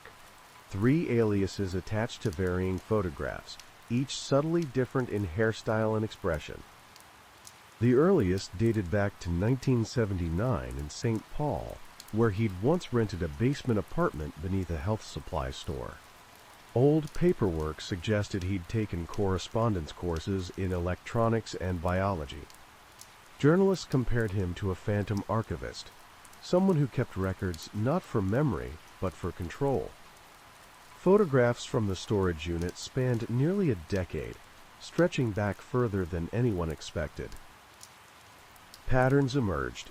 Each subject, a young male, often transient or isolated, vanished without notice. Terrible arithmetic followed. If the dates aligned, Elliot's crimes might have begun long before Chicago ever knew his name. But even now, there was no trace of where he might have gone. Credit systems were thinner then, less easily traced. He used cash, received mail under false P.O. boxes, and stayed invisible among the warehouse laborers and roadside diners of the Midwest. What the investigators possessed were scraps. The curvature of background tiles in a photo, freight tags hinting at geography, and a sequence of date stamps pointing south and east. By March, the task force believed with cautious certainty that Crane was following old freight corridors toward Ohio. The press coverage swelled again, painting him alternately as a scientific sadist, a drifter with singular precision, or a hoax inflated by panicked rumor. Each theory tugged him further from reality, substituting myth for evidence. Yet while reporters wrote headlines, forensic analysts pored through a single extraordinary find: microscopic residues on the tubing recovered from Gary, traced to a proprietary solvent used primarily in optical manufacturing facilities. Only one plant in the region used that formula, a lens polishing contractor in Toledo. Investigators arrived at the plant on March 4th, requesting employment rosters. The foreman recalled a recent hire under the name Aaron L. Mid-30s, quiet, technically gifted, always early for his shift. His locker contained nothing but a change of work clothes and a worn manual for vacuum sealers. He'd stopped showing up 2 weeks earlier, around the time the storage unit's lock was cut. Payroll gave them his address, a boarding house off Dorr Street. By the time detectives arrived, the room was stripped bare except for a cot, a dented tea kettle, and an unplugged lamp. A single Polaroid remained tucked under the mattress, an image of the Lake Michigan shore at night, taken from some unfamiliar angle, the frame marked home. That photograph shifted the investigation's focus, back toward Illinois. Analysts in Chicago reviewed missing persons reports again, concentrating on anyone last seen near the lakefront through late '87. One stood out: Daniel Kroll, age 25, graduate student at DePaul University. He'd been reported missing a week before Crane's disappearance. Records showed Kroll had corresponded with someone by mail about selling used radio parts. His roommate said a blond man had come by their apartment one evening to pick up the boxes. Dental confirmation later linked Kroll as the third victim recovered from the Albany Avenue apartment. The discovery deepened public outrage. but it also added weight to a chilling assumption inside the task force. Crane selected victims for ease of access, but his motives were not financial. Each set of items found in his possession, lenses, scalpels, nitrile gloves, indicated methodical study. There was talk among forensic analysts that he might have been documenting decomposition or testing chemical exposure. Others believed he was staging experiments on perception itself, using light and distortion in his photography. But those were speculations layered over a core truth. He killed, preserved, and vanished, leaving no emotional footprint. Through spring, the case began eroding under its own magnitude. Tips grew inconsistent. Sightings multiplied across 3 states. The Bureau quietly scaled back resources by May. New leads stopped arriving until one humid night in June, when a body was recovered from the Calumet River. An unidentified male, weighted and decomposed beyond recognition. In his jacket were laminated work passes for a Toledo factory under the name Aaron L. The fingerprints matched those of Elliot Crane. Officially, the chase ended there. The coroner listed cause of death as drowning, though toxicology suggested high levels of sedative. Whether suicide or escape gone wrong remained uncertain. The body was cremated a month later under state order, the case declared closed. But for many of the investigators, closure meant little. Evidence lockers still held hundreds of unclassified photographs. At least 6 faces had never matched missing persons files. Storage invoices from across the Midwest hinted at more units still unopened. 2 were traced to P.O. boxes in Milwaukee and Madison, but the keys were never found. Reporters lost interest as quickly as they'd once swarmed. By the fall of 1988, the coverage faded to an occasional anniversary column. The building in Logan Square reopened under a new owner, its walls repainted, its memory sealed behind cement and whitewash. Locals spoke of it with unease, but also with the resignation of a city that had seen too much. Still, inside the archives of the Cook County Sheriff's Office, evidence boxes sat untouched for years. Technicians moving them decades later would occasionally pause over the meticulous handwriting, the unblemished order of his notes. Some who worked that shift swore they found an unfamiliar signature among the newer logs, initials that shouldn't have been there, written in the same deliberate style, dated months after the official closing of the case. Whether simple misfiling or something more, no one could prove. But it was enough to make veteran detectives glance once more at the shadowed hallways of the past, wondering if the quiet guest of Logan Square had ever truly left. Here's the 3rd installment of the story, continuing in the same factual, restrained, and atmospheric true crime tone. Title: The Quiet Guest of Logan Square, Chicago, Spring 2009. The evidence boxes from the Crane investigation had gathered more than 2 decades of dust in the basement of the Cook County Sheriff's Office.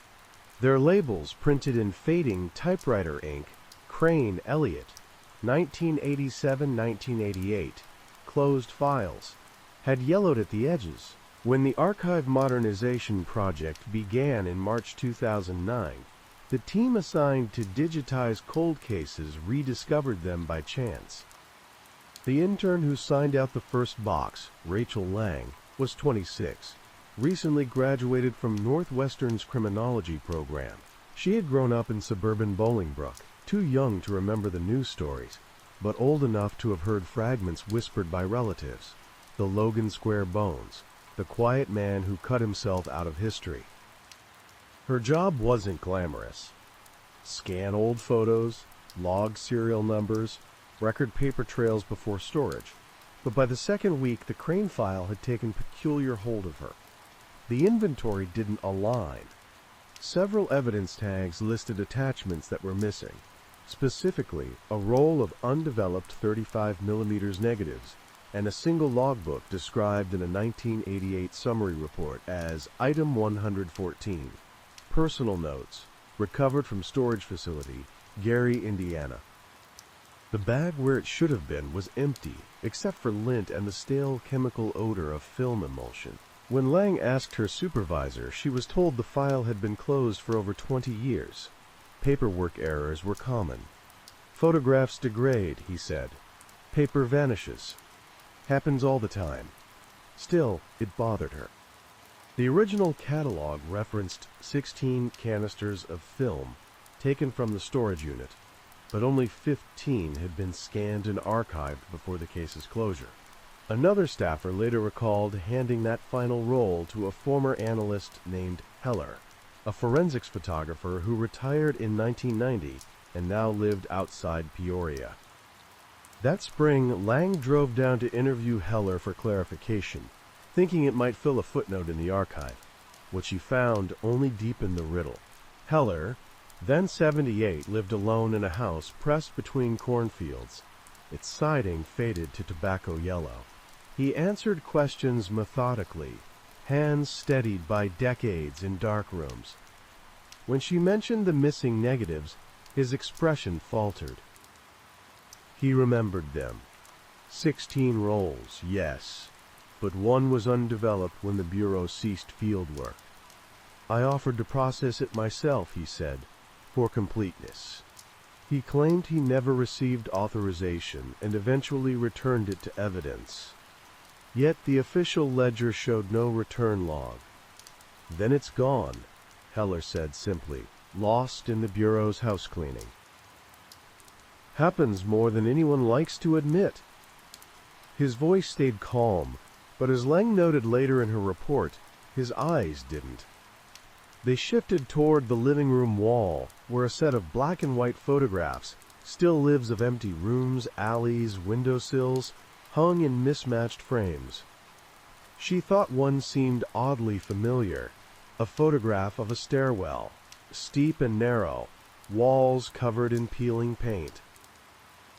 It looked exactly like the entrance to 2709 North Albany Avenue before its renovation. Heller noticed her gaze and changed the subject. Lang returned to Chicago uneasy but determined.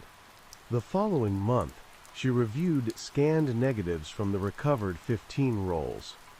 Most images showed evidence documentation, the jars, tools, interior of the Albany apartment. But toward the end of one roll, she discovered 3 exposures overlooked in the original indexing. Each portrayed the same location from successive angles. The tiled room where bones had been found, taken after the scene had been cleared. In the third photograph, reflected faintly in the polished steel of the tub, was the blurred outline of a man's figure standing where no one should have been. The timestamp on the film read December 3, 1987, 3 weeks after detectives had vacated the site, when the property had still been under police seal. The reflection wasn't conclusive. It might have been an artifact of double exposure, a trick of light. Lang reported it to her supervisor, who added a brief note to the database, anomalous image, / no verification required. The case remained closed. 2 weeks later, Lang began receiving anonymous emails sent from temporary accounts. Cryptic lines, such as, "You have the wrong count," and "not all the rooms were found." IT traced them to public computers in the loop, impossible to follow. At first, she assumed a prank. Old cases attracted amateur sleuths online. Then, the subject line shifted. Did you talk to Heller? Did you see his walls? She contacted the sheriff's office, reporting harassment. The messages ceased for a week, then resumed, this time attaching low-resolution images, dark interior shots she did not recognize. One showed a fluorescent bulb flickering over an empty metal table. Another showed what looked like the edge of a newspaper dated May 2009. Detectives opened a minor inquiry but dropped it soon after, concluding the source was likely a, quote, case enthusiast. Lang's anxiety grew. In June, she took leave, citing stress. But the photograph she had scanned, what she saw in the reflection, continued to stir debate among those who reviewed it. Senior analysts proposed it was indeed double exposure. One undeveloped frame accidentally rewound over an earlier image during processing. Others weren't so certain. The figure's contour, barely discernible yet distinct, was positioned in a way that suggested deliberate presence, not accident. It appeared to face the camera. Around that time, a retired investigator, Detective Leon Thomas, who had worked the original task force, contacted her. He'd read her preliminary notes online through an internal bulletin and wanted to talk.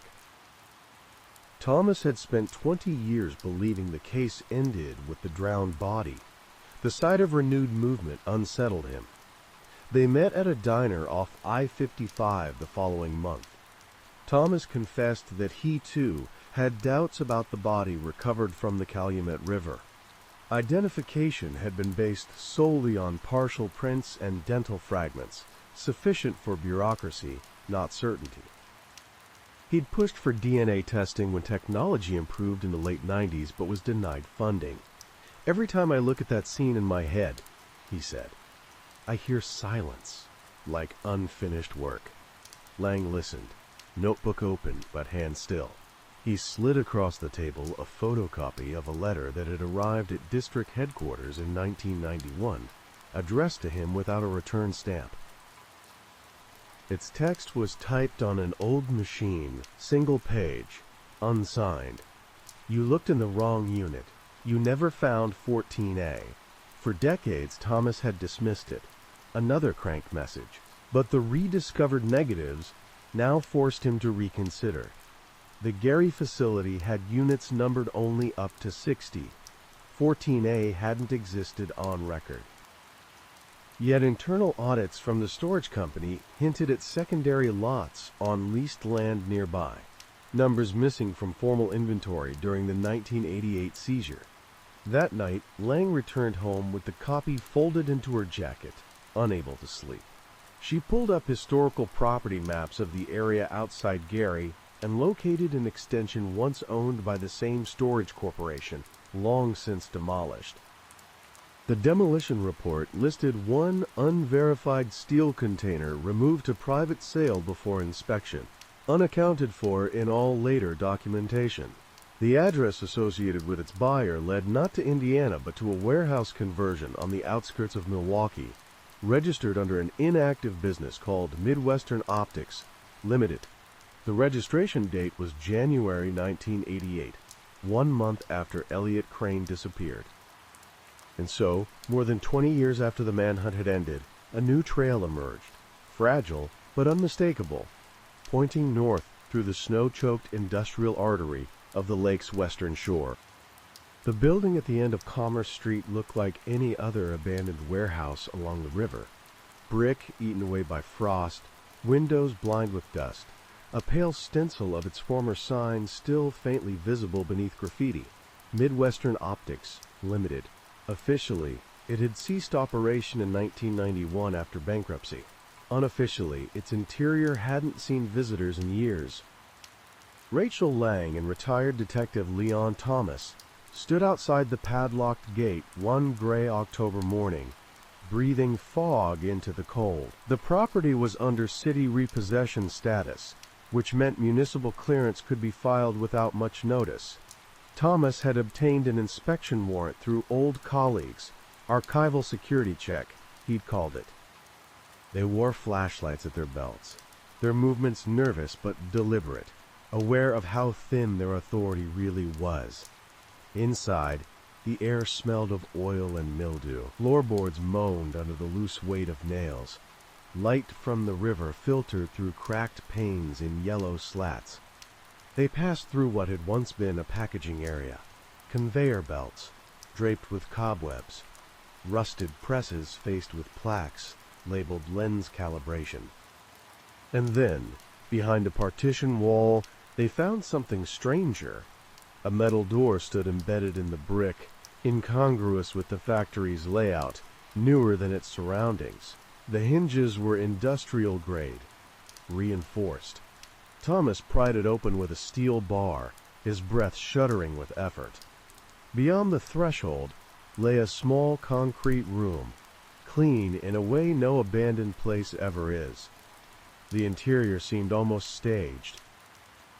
Along one wall ran rows of metal filing drawers marked by letters A through G. On the opposite wall hung an array of photographs shielded under thick plastic, hundreds of them, methodically aligned, the top edges pinpricked in uniform spacing. Each photograph showed the same feature, a human face, centrally framed, washed in white overhead light. No visible injury, no overt horror. Yet something in them radiated calculation, the emptiness of documentation. The files held more, not manual entries or schematics, but handwritten data charts, weight, pulse rate, behavior notes scribbled beside initials and dates ranging from 1985 to 1988. Every month between those years accounted for, except December 1987, the month Crane disappeared.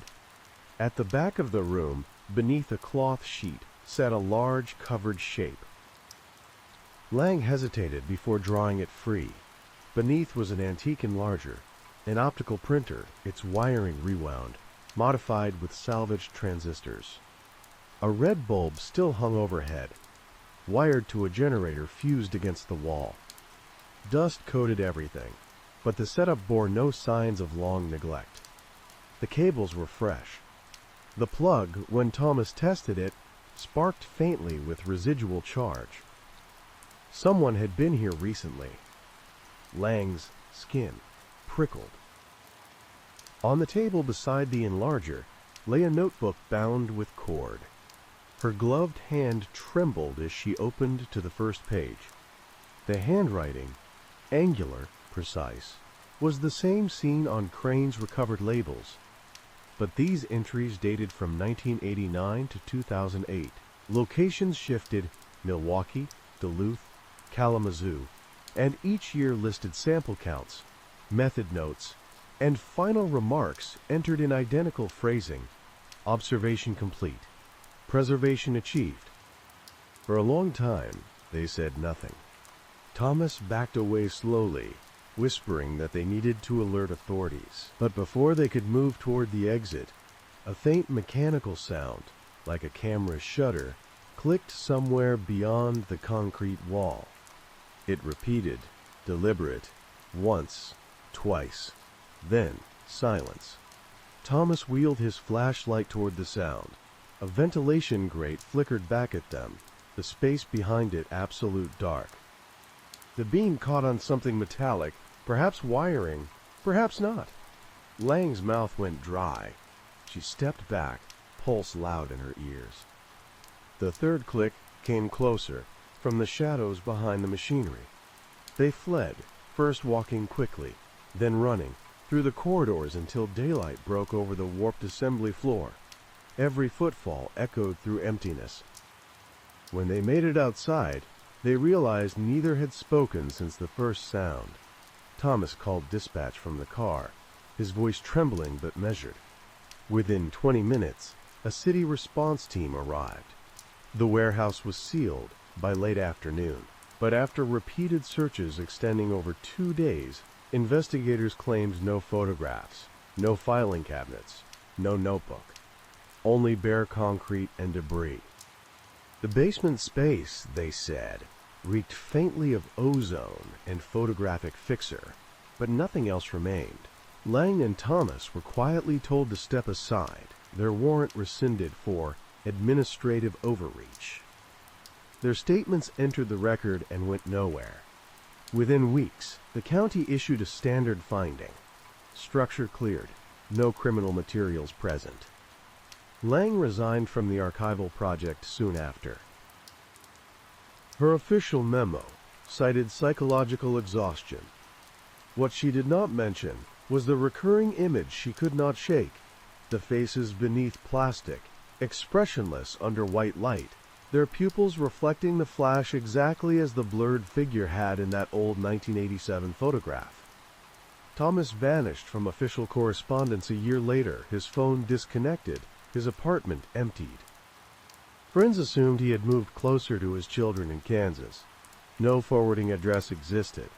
By mid-2010, demolition began on the Commerce Street warehouse. In the rubble, workers uncovered fragments of charred negatives fused together in a single black mass. The construction foreman, unaware of the site's history, discarded them with other refuse. Only one laborer, sorting through the debris, noticed something peculiar buried near a drain. A fragment of ID badge melted at the edge, its laminate peeling but the letters legible. Chicago DIV, Tech SVCS, CRANE, E. The worker pocketed it and never reported what he'd found. Months passed. The story slipped into rumor again, the way most tragedies do, transmuted by retelling into urban caution. Apartments in Logan Square were remodeled. The new tenants never learned what had once happened on those floors.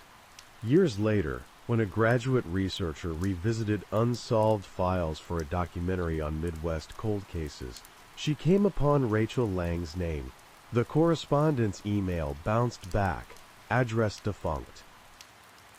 Yet attached to the researcher's inquiry reply from Milwaukee's property archive was a single digital photograph sent in error, an image logged without metadata, this time color instead of monochrome.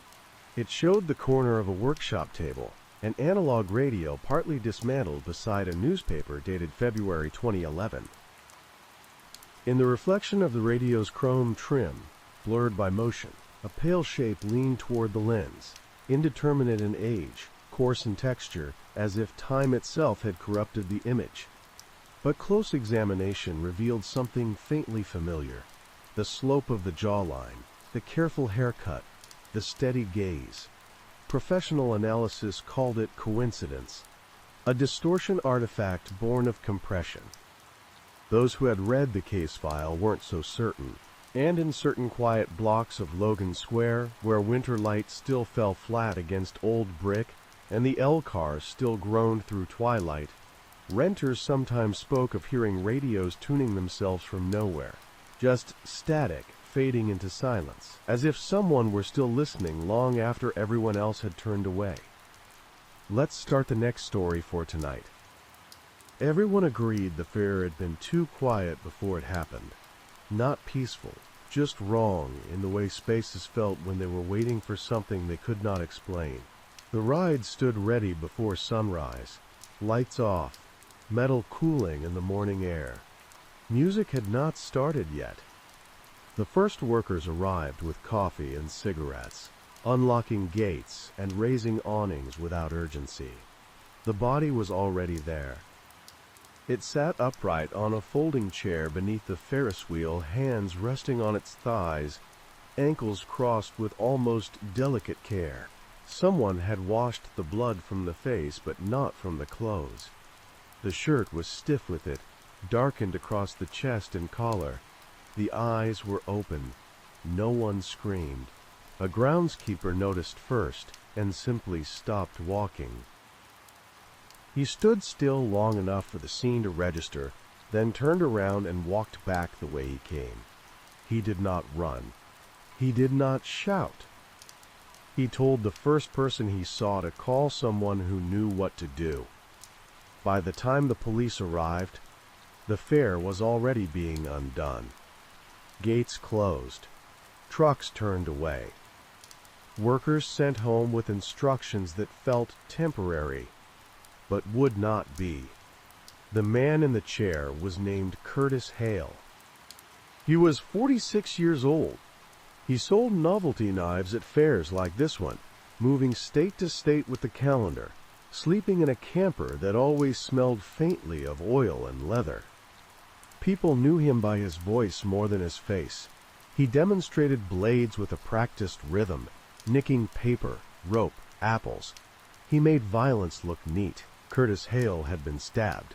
Not once. The wounds were arranged rather than scattered. 3 across the abdomen, evenly spaced. 1 high on the chest, shallow but precise. 1 deep under the rib, angled upward. The final injury was at the base of the neck, delivered carefully enough to avoid immediate collapse. He had been alive through most of it. The knife used was not found. Pinned to the front of Hale's shirt was a small paper ticket, the kind torn from a roll, edges perforated. Written on it in thick marker were 4 words. You said it was safe. No one at the fair recognized the handwriting. Hale's camper was parked where it always was, behind the food trucks, positioned for a clean exit when the weekend ended. Inside, nothing was overturned. No struggle. The bed was made. A notebook lay open on the table, filled not with schedules or inventory, but with names. Some had check marks beside them. Some had small circles. A few were crossed out entirely. At the bottom of the page was a new name, written heavier than the others. Megan. The fair never opened that day. Parents explained to children that things broke sometimes. Vendors packed up without complaint. By noon, the Ferris wheel was already being dismantled, its cars lowered and removed one by one, as if the height itself had become inappropriate. Curtis Hale remained in the chair until someone decided it was time to move him. No one rushed that decision. Whatever had happened to him did not feel unfinished.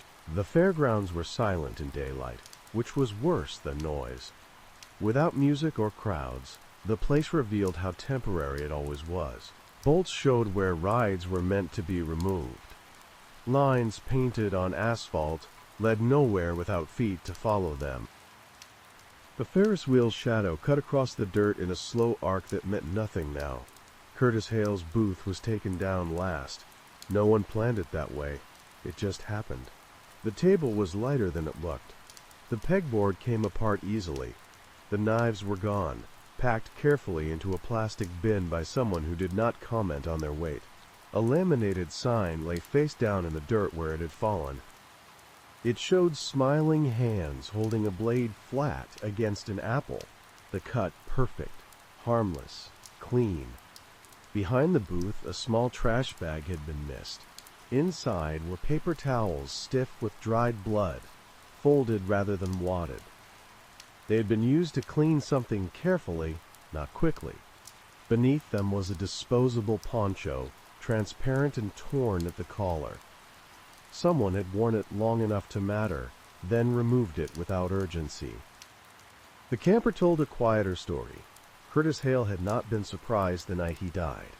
There were no half-finished tasks inside, no signs of interruption. A pot sat clean on the stove. The sink was dry. A single chair was pulled out at the small table, as if someone had been sitting there recently. But the other chair remained tucked in. He had expected company. The notebook with the names did not read like a hit list or a plan. It read like inventory. Locations beside names. Short notes in the margins. Words like, quotes, hesitates, asks twice, alone, brings friend. Next to Megan's name was a single phrase written smaller than the rest. Promised. People who knew Hale only casually remembered him as careful, almost fussy. He did not drink much. He avoided arguments. He corrected people gently when they used the wrong term for a blade or grip. He said accidents happened when people believed what they wanted to believe. That line surfaced again and again in conversations, passed along by people who had heard it once and remembered it for years. Accidents happen when people believe what they want to believe. The fair circuit carried stories the way it carried rides. Quietly, sideways, without official record. By the second night after Hale's death, people were talking, not about the stabbing, but about the message on the ticket.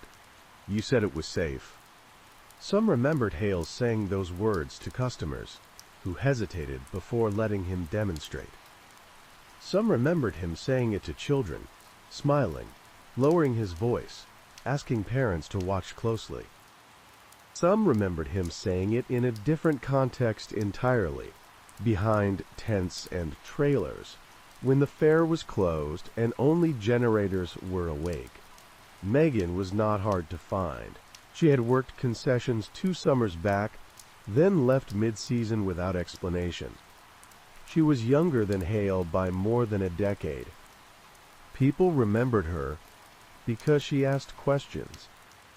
Not about the work, but about routes, about which fairs stayed longer, about which vendors traveled alone.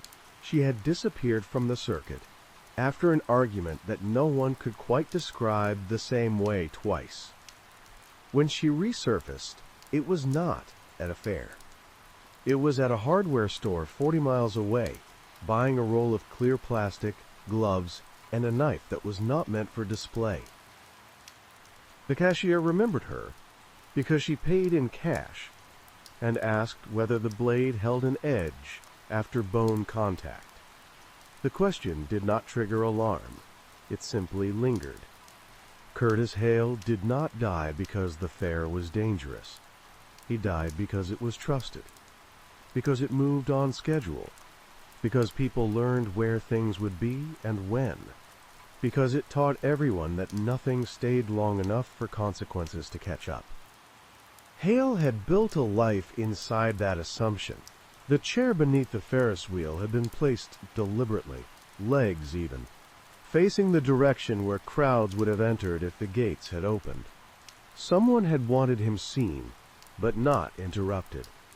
The violence was not loud because it did not need to be. It was precise, patient, and done with the certainty that the fair would pack up and leave, as it always did. This time, it left something behind. Megan did not remember the first time Curtis Hale said it. That was the problem. The phrase blended into the fair's constant reassurance. Safe rides, safe food, safe knives if handled correctly. The language of safety floated everywhere, soothing and imprecise, a promise without a witness. She remembered the second time clearly. It was after closing, when generators hummed and the air smelled like sugar and grease gone cold. Hale had offered to show her how to balance a blade on a fingertip, not as a trick, he said, but as a way to feel where weight lived. He spoke softly, as if instruction required intimacy. He told her not to flinch. He told her that flinching caused accidents. You said it was safe. The third time, it was not about knives. Megan left the circuit because leaving felt like the only way to stop being cataloged.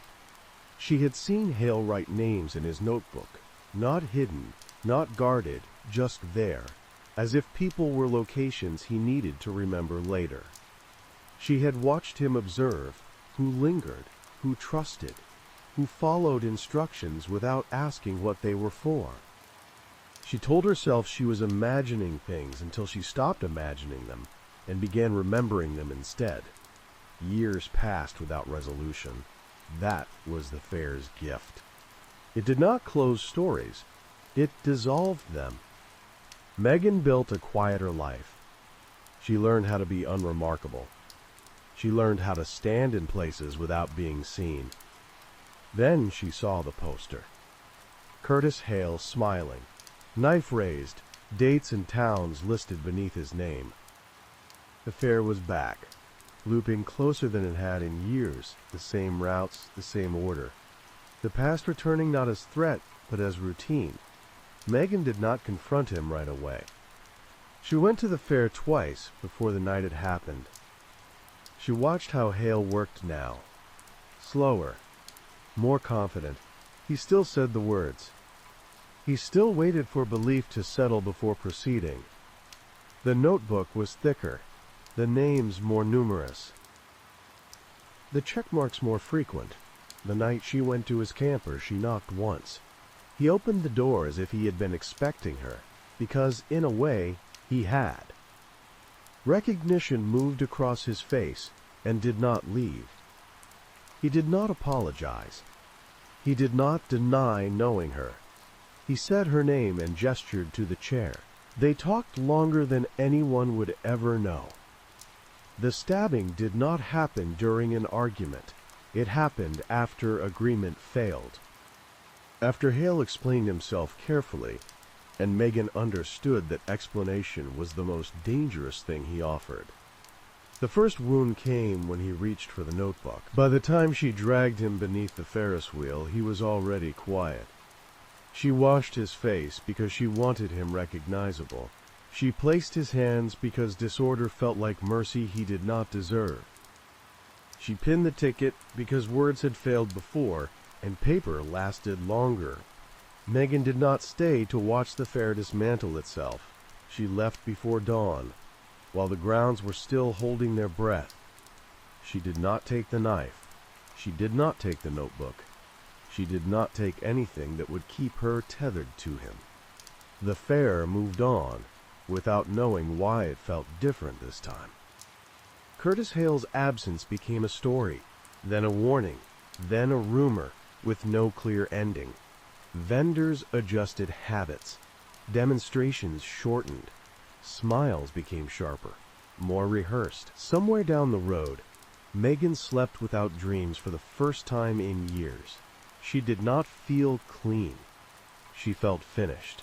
And for the fair, for once, that was enough to change its rhythm. The fair never explained itself. It packed and left with the same competence it always had. Bolts loosened, cables coiled, trash swept into piles that would be gone by noon.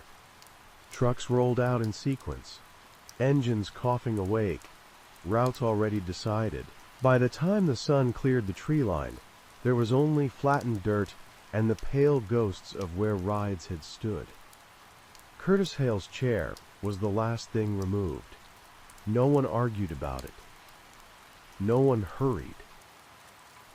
Two men carried it away without speaking, careful not to look at the stain that refused to fade completely from the seat. The Ferris wheel followed, lowered and disassembled, its cars stacked like luggage. Height was the first thing to disappear. The notebook went into a box, with other paper things, that would not be read again. The ticket was photographed, bagged, and forgotten. The knife did not turn up. It did not need to. Everyone who mattered already knew what it could do. The fair resumed its schedule the following weekend in a different county. Lights on, music loud, the familiar lie intact. Children ran ahead of parents. Vendors called out prices. Someone demonstrated a blade on an apple and smiled as the peel fell away in one unbroken strip. No one noticed the pause before the words came, the way the demonstrator waited an extra beat before saying anything about safety. Megan did not go back. She drove until the roads stopped advertising themselves, and then drove a little farther. She slept in places that did not ask for names. She learned which mornings were best for silence and which nights made room for thinking. When her hands shook, she let them. When they did not, she did not test them. She kept no souvenirs. The fair circuit told its version anyway. The story changed with each telling, trimming itself to fit the speaker. Some said Hale had been unlucky. Some said he had crossed the wrong person. A few said it was bound to happen eventually, the way things do when they balance on belief for too long. None of them said Megan's name. That was the closest thing to kindness the story offered. Years later, someone would find a folding chair at a thrift store with a stain that would not come out and decide it was not worth the effort. Someone else would tear a perforated ticket and wonder why the words felt heavier than paper should. Someone else would hear a vendor say it was safe and feel a flicker of doubt without knowing why. The fair would continue to teach its lessons quietly. Trust is efficient. Familiarity is persuasive. Belief does most of the work. And once, beneath a Ferris wheel that never went up that day, belief stopped being enough. The fair moved on. Megan did too. Nothing about it was neat, or clean, or redemptive. It was simply finished.